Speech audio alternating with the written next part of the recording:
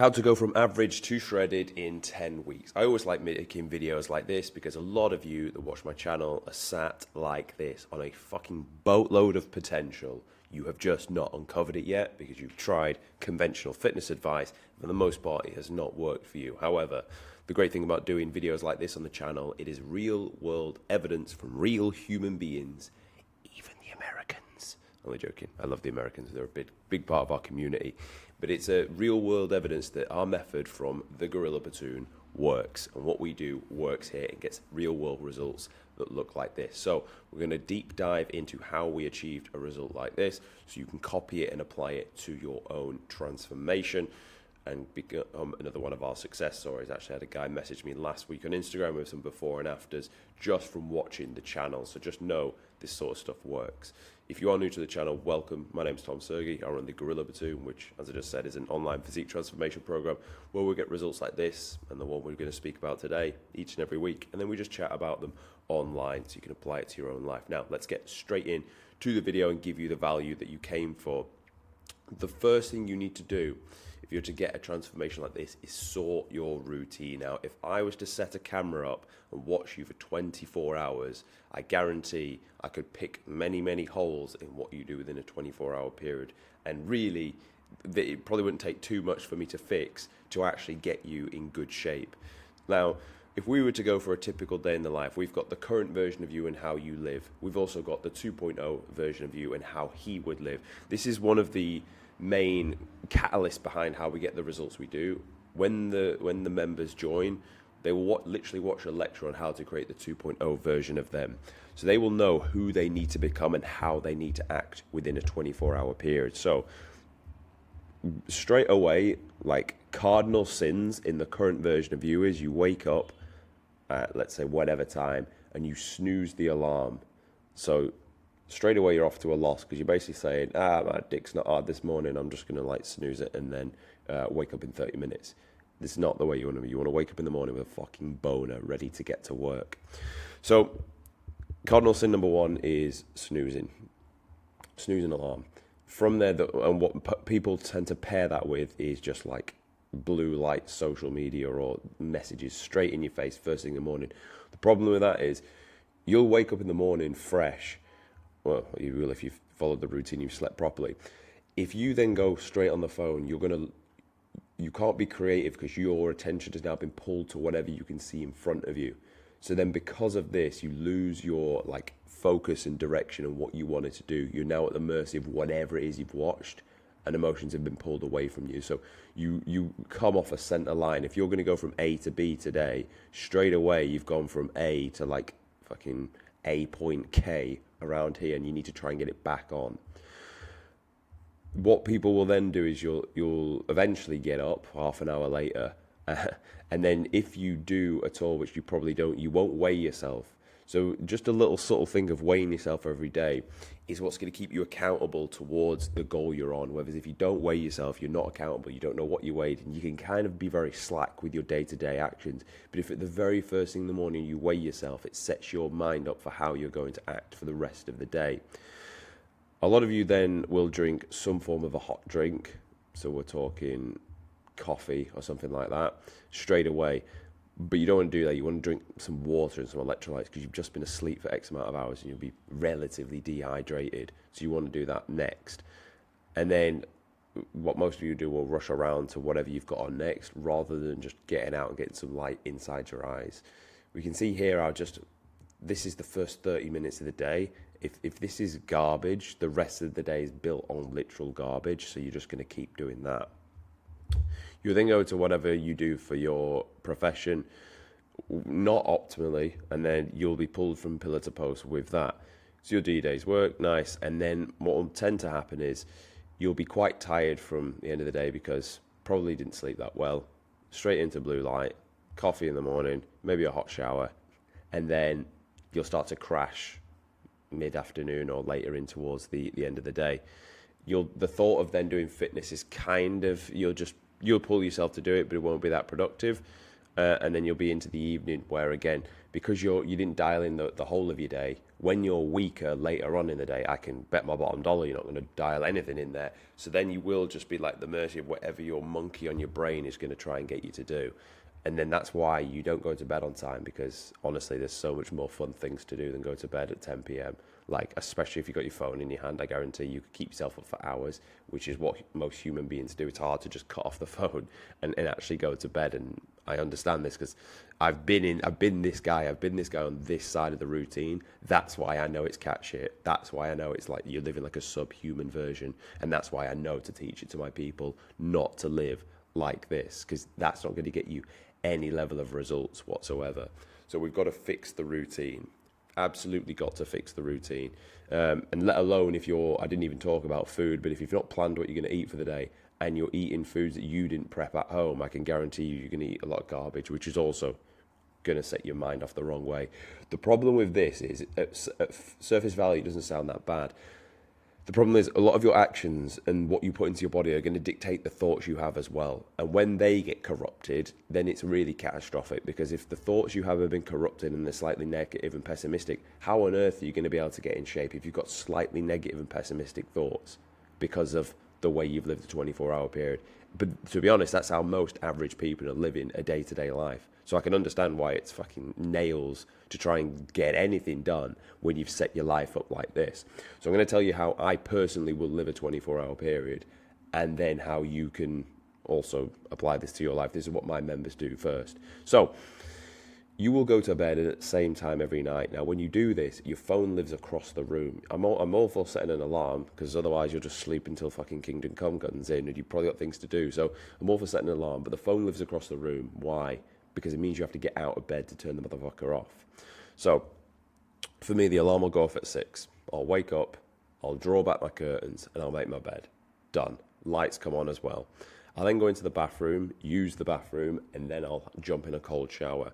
Now, what this straight away does is just reduces inflammation, but it also just gives you that electric feeling when you've woken up in the morning. So now you're awake, you're alert, you're not having a warm shower, feeling all like sorry for yourself. It's boom, you're in the cold, and you'll learn to grow to like this. I'll be honest, I'm here in Dubai at the minute and it's warm all the time, so it's kind of easy to get into a cold shower. I can appreciate if you live in like anywhere that's a bit cold in the winter time like now, then especially where I'm from back in the UK, it is a bit uncomfortable getting a cold shower. I won't bullshit you. But the feeling you get after when the blood rushes back to you is very, very powerful. That's what's going to set you up very, very nice. Then from there, you want to think, well, I need to get hydration and electrolytes straight into my body. So, best part of like half a litre to a litre first thing in the morning. Then from there, you want to get your eyes out in some natural light. Obviously, it depends what time the sun is going to come up. Here in Dubai, it comes up about 6:30, so it's now 7:30. I've been outside just on the balcony getting the sun in the eyes, and I'll also have coffee, and I'll also journal. Now, at this point, I've not checked my phone. Obviously, I've turned the alarm off, but I mean, my phone's in the other room, so I can't show you, but my phone is always on like do not disturb. It doesn't ring. There's no notifications on it. Like I have to go searching for whatever it is I need. And that's another little tip to do in your life as well, because that way your brain cannot be corrupted without you personally going and doing like going onto apps. But anyway, my phone will get left in the room on my bed when I've made it. So I'll log my weight, which I forgot to mention actually. You'll before you have water, you'll log your scale weight. So I'll do all that, put all the data in there, and it just stays in there. So then at this point, I can sit outside with something, write something down. I normally just write what I'm grateful for, and then what I need to get done today, and then any like things I'm thinking about for the future, I'll just write that in there. For me personally, and having had coffee, then I'll get straight to work. So it was plan this video, and then obviously record this video, and then from there I'll just go through a series of tasks all the way up until like 1-ish, and that's when I'll train. Now inside that, when I set my meals up, personally I like to work and stay focused, so it's high fat, high protein with some veg, and then that way it doesn't like ruin my focus. Then before the gym, an hour out, I'll have a big carb meal, make sure that's well digested, then go and train.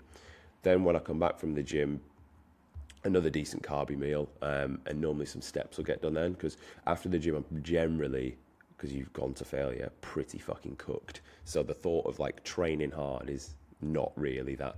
Sorry, the thought of like getting into work is not really that appealing. If anything, if I'm really toasted, I'll just jump straight for a 20-minute nap and just reset and then go again and then do whatever work needs to be done from there. So at this point, we're making sure we've trained, we've eaten well, we've done our morning routine, we've done our work, we've done our steps, we've got sunlight in. So that's another thing. I'll just walk and make sure I get more sunlight in for the day, keep the tan up. And then I'll mainly go into some shallow tasks, maybe a few more check-ins and going through client work as well. Or it'll just be learning like stuff. I'll just find new concepts and stuff that I can deliver down to my people. And that's how I'm living that 2.0 version. But everything generally has a structure and a timeline. I know in this block it's work, in this block it's fitness. In between we're having these meals. Morning routine looks like this, evening routine looks like that. And then I'm in bed for 10 o'clock and then we're just doing it all over again. That's the general outline. Obviously, it's not going to be a perfect day-to-day routine each and every day. That things will move to the left and right, 20 minutes here and there, but the structure always wants to be there. So what I want you to do is to create your own timetable of how you live. You just write down the time and the task and what needs to get done, and then you just follow it. It's like, and then all you do is just go ticking it off every time you finish, tick, tick, tick, tick, tick, until you've done the full days of tasks. The moment you sort this out, this is going to lead into how you think. It's going to keep your mindset in a good order. It's going to keep everything structured. And after a few weeks, this is going to be autopilot, which is going to be needed because as you go deeper into a calorie deficit, the desire for this will go down because you're more fatigued, more hungry. But because it's on autopilot, it doesn't really matter. You'll just execute it anyway. So action step number one, before you do anything, is to sort your routine out. If your routine's garbage, you'll look like garbage. It's literally a direct reflection of that. The next thing you want to develop is a spine. I say that quite literally. Like, you want to develop a backbone to get you through this. You want to also develop the will to win. Probably heard of this, and if you watch boxing, that's like a good term, good example for this. Like when boxers box, you can see they've got like dog in them. They've got the will to win. They'll dig deeper when they're hanging out and they're tired, but they're still fighting hard.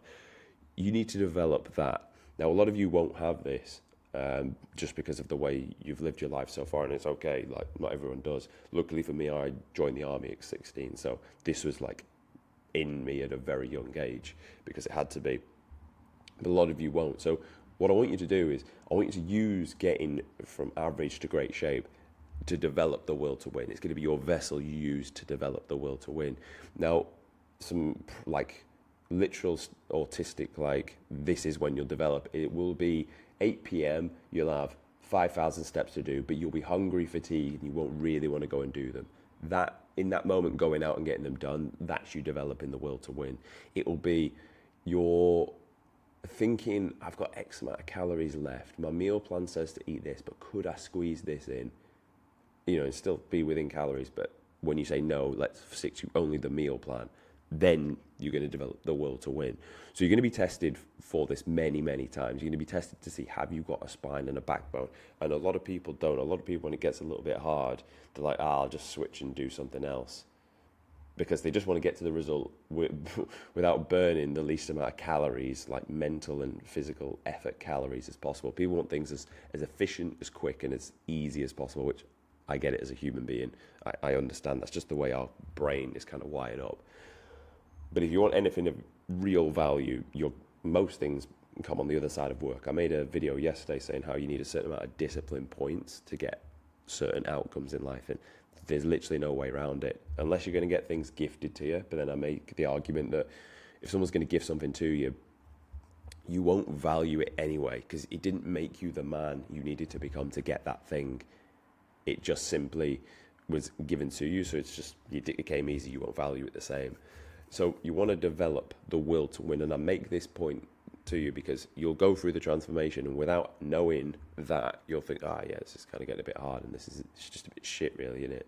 So you want to know that this is going to come, but this is important because you want to have more of that will to win, because you're going to use this to getting, to go from average to great shape. But you're also going to need that for different elements of your life. So this is a universal tactic I'm telling you here that will generally change how you see yourself in the world. So that's the second thing. You're going to develop a spine and the will to win. The next thing is you're going to set up your meal plan for your calories, and you're going to eat the same food daily. This is how you're going to do this. So very soon I'm going to release, after guys have messaged me saying they've been able to get results from the channel, I'm going to make a series of videos, probably in like a low ticket community style, where you'll be able to go through in a sequential order and get the actual result. And I'm going to drop this in here as a tool as well. This is just a calorie calculator you'll use to set up your diet plan. So when we say you, obviously according to the video, when we say here that we need you to set up your meal plan for a calorie deficit and eat the same food daily, this is how you're going to go about doing this. So you're going to enter in your starting scale weight. Let's say you're starting at 86 kilograms. You're also going to establish your current body fat. What I'd say is don't be generous with where you are, basically. Most people over or underestimate their body fat. You want to overestimate it, really. But let's say you're sat in between these two people. You're not quite as soft as this guy, but you're not as lean as this guy either. You're about 23% body fat. So when you set this up, 23%, your lean mass is 66.2. What you're going to do now is draw out a calculator. 66.2, you want to hit a goal weight, or a goal body fat, should I say, of 10%. So you can add 10% to this target here, which means your new goal to hit, for easy numbers, is 73 kg. That's your new goal that you're aiming to hit towards. 86 down to 73, so we need to lose 13 kilos. Realistically, you want to drop a kilo a week, but in reality, is that going to happen? No, you're probably going to have some weeks where you didn't, some weeks where you had to travel, some other weeks where this plan had to happen. So I'd say if you want to go from 23% to 10% body fat, you're aiming for anywhere from 16 to 18 weeks. That's going to be your time frame. Now, the next thing we want to do is establish your setup of calories. So first and foremost, we know someone like this has an RMR of 1800, and then you want to look at your activity level. For most of you, you're going to be moderately active. So you're going to get this number times by this number, and you're going to have a maintenance of 2,800 for easy numbers.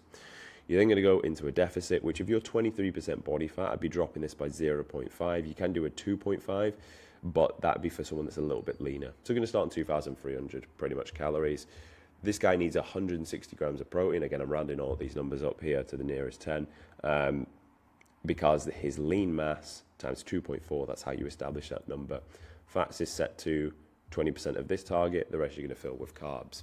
Now, when you set your meal plan up, you're going to eat the same foods each and every day.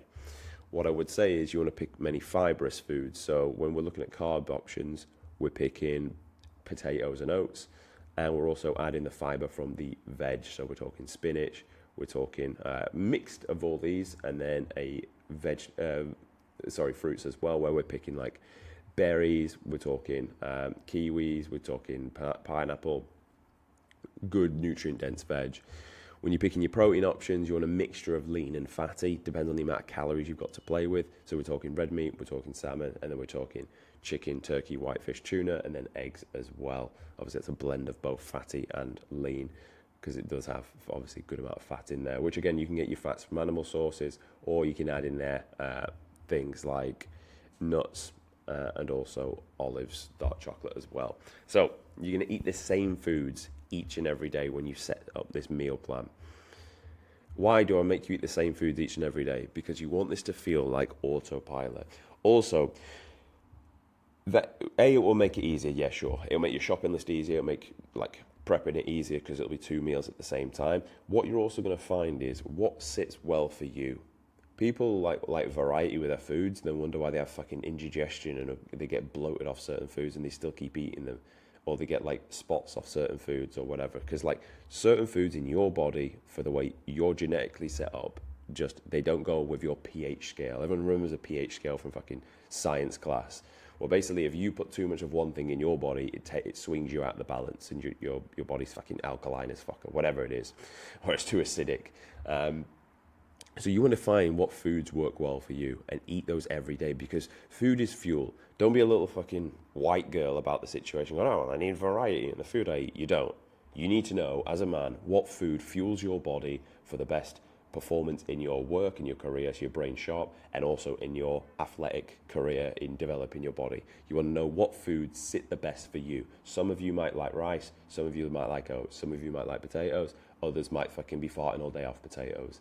You might, certain vegetables which are meant to be great for you might be awful for you, but other ones that people don't like might sit very, very well for you. You want to establish what that is for you.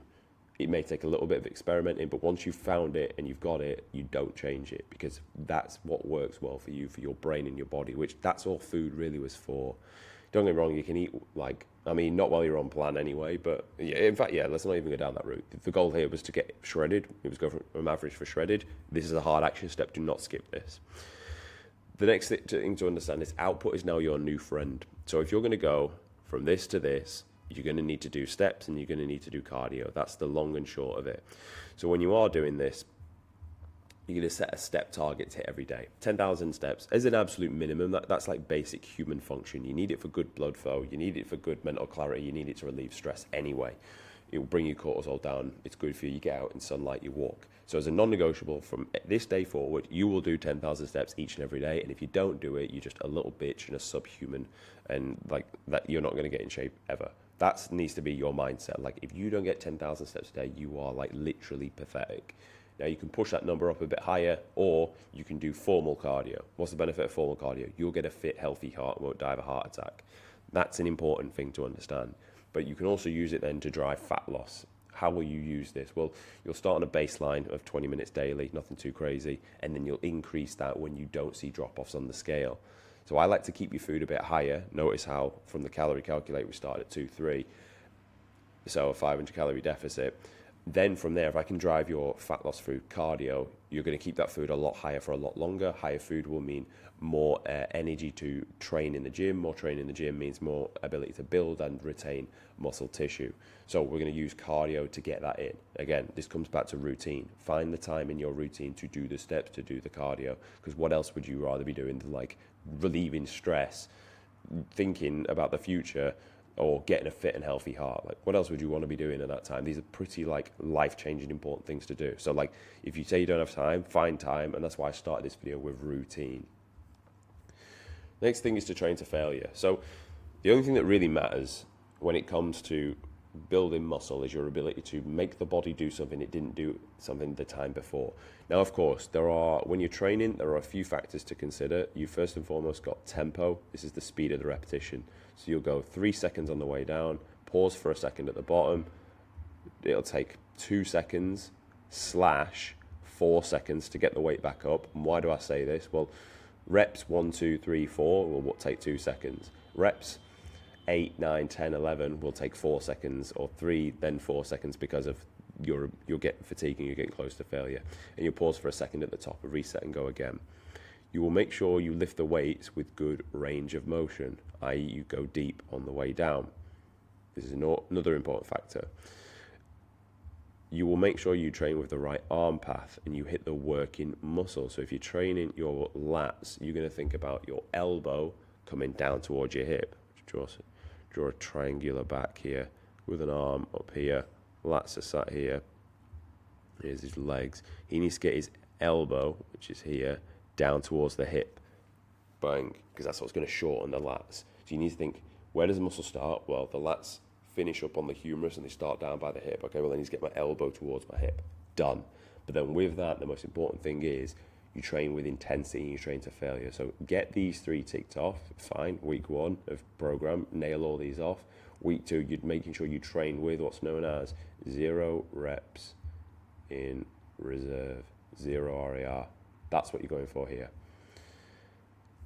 And that was my last point in this video. In fact, no, it wasn't. The last point in this video was to do with recovery. So you're going to be, obviously, to go from this to this, it is hard. You will get tired. You will get stressed. You will get fatigued. You will question whether you've actually got the spine to do this. The way you're going to keep this going is just by managing the fatigue you've got and that you accumulate. So this means, like, sometimes you're going to need to do yeah, there we go. You will feel like quitting. I don't know why it's fucking jumping off. Anyway, you will feel like quitting. Sometimes you might just need to take a day or 2 off cardio. So you get that time back, you rest, recover, and then you can push back on again. Now, this doesn't happen after like in the first 5 weeks. It doesn't. You've got long bandwidth to push through this. This is more towards the end as tactics you can use. You may need to use deloads in the gym, i.e. just for a week, you drop a set off everything and keep the intensity, or you bring the whole intensity down from 0 reps in reserve to about 3 reps in reserve, and you drop that fatigue off. A lot of you towards the back end might quit because you think you don't know if you can do this, and you're just a little bit burnt out. Really, if you took a bit of a deload week in the gym, a couple of days off cardio, maybe even brought your calories up by 100 or 2, you'd have dropped off all that fatigue, you'd have been fresh and good to go again. So just understand you're going to get this, and you need to manage that fatigue as you go through the process so you don't quit when you feel like quitting. Now, there's two sides of it. Obviously, there's grow the spine, get the work done, but past week 10 of getting like in great shape and getting shredded, there may be merit in you just having a bit of a deload, because realistically, if you train the way I'm saying, you'll be able to train for 8 weeks definitely, and then anywhere from that 8 to 12 space, you may need to put that deload in. So it's food for thought anyway to look and manage that, and you may want to put a D output in. That way it's going to keep you on plan and keep you locked in. So that is how to go from average to shredded in 10 weeks. That's exactly what we did for him and how we set it up. And if you want to come and do this with us inside the Gorilla Tomb, there'll be a link in the description. Come join us. We'll set you up and get you a result like this. Thanks for watching as always, and I'll see you tomorrow.